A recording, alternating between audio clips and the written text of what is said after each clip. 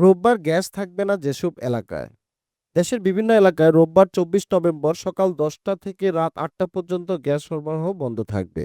শনিবার ২৩ অক্টোবর এক বার্তায় এই তথ্য জানিয়েছেন তিতাস গ্যাস কর্তৃপক্ষ।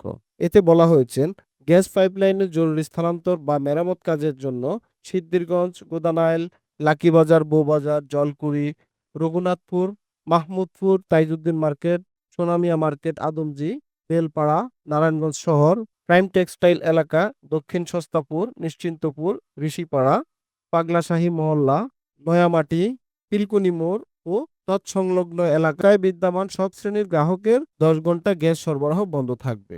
এছাড়া আশেপাশের এলাকায় গ্যাসের স্বল্প চাপ বিরাজ করতে পারে।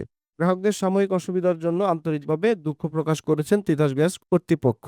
প্রিয় দর্শক, এই ছিল এখনকার প্রতিবেদন। নিত্য নতুন সংবাদ পেতে আমাদের চ্যানেলটি সাবস্ক্রাইব করুন এবং ফেসবুক পেজ ফলো দিয়ে রাখুন।